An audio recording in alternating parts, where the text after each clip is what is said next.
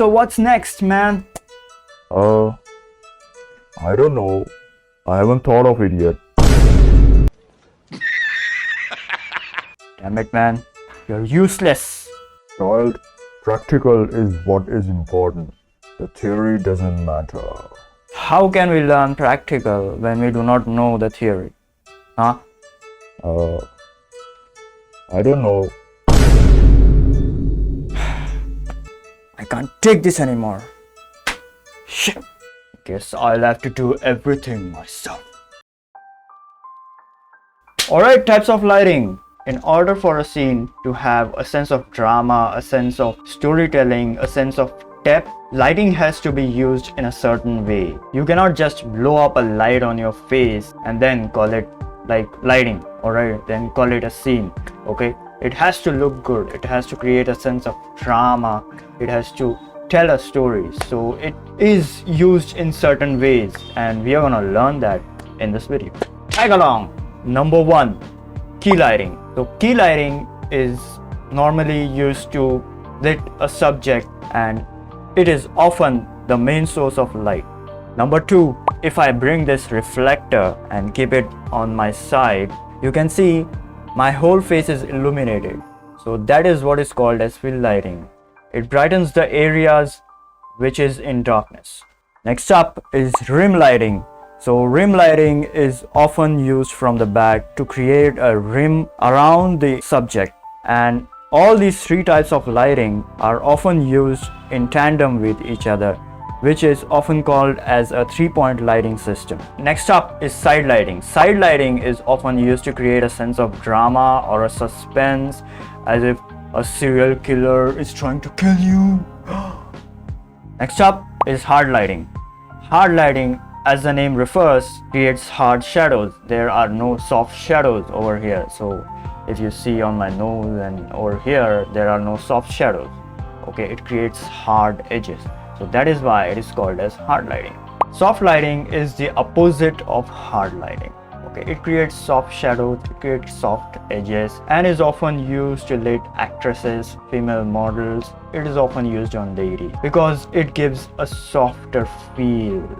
It beautifies the skin, it beautifies the subject. Alright, so yeah. Bounce lighting. So if I take this light and bounce it onto the reflector, then the reflector throws that light onto my face. So the light that is thrown on my face is the bounce lighting. So it is often used to give the subject or the scene a softer feel. Okay, high key lighting is when the light is blown up onto the face. The face is like evenly lit together and it doesn't have a lot of shadows, and it's often used in commercials, in bright scenes, to accentuate the characters. Right. So low key lighting is just a sliver of light falling onto the subject, okay, to create a sense of drama, to create a sense of depth, or to create a sense of suspense in the scene. So yeah. Practical lighting is when the subject is hit by a practical light source, like a candle or like this lantern which is lighting my face, right? So yeah, this is called as ambient lighting. Ambient lighting doesn't have a lot of shadows. It doesn't create a lot of shadows. It creates very soft shadows and the subject is evenly lit. And ambient lighting is mostly found in cloudy areas where the sun cannot show up. Alright, so yeah, that is called as ambient lighting. Motivated lighting is when you want to imitate a natural light source, like the sun or like the moon or something. Okay, so yeah, it also enhances practical lighting. Alright, now that we have learned the types of lighting, so how do we use them in an actual drawing scenario? Zelda faces over here. She was very kind to give me her head. So what I'm gonna do is put down a shadow, a complete shadow or a base layer of sorts. Okay, and then I'm gonna paint light onto that.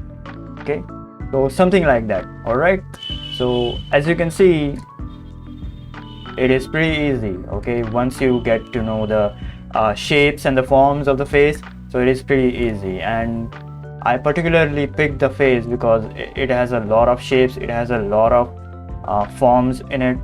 so it is pretty difficult to light and draw. Okay, so yeah. Okay, now let's look at some examples of how lighting is used in film, photography, animation, and drawing. Okay, so whatever I'm showing here applies to like everything. It applies to animation, it applies to photography, it applies to drawing and painting and all that kind of shit. Okay, so as we can see, this is a side lighting and his face is lit by something called as fill lighting. Okay, so this creates a sense of drama. Okay, so his face is visible, and at the back side the window is a practical light source.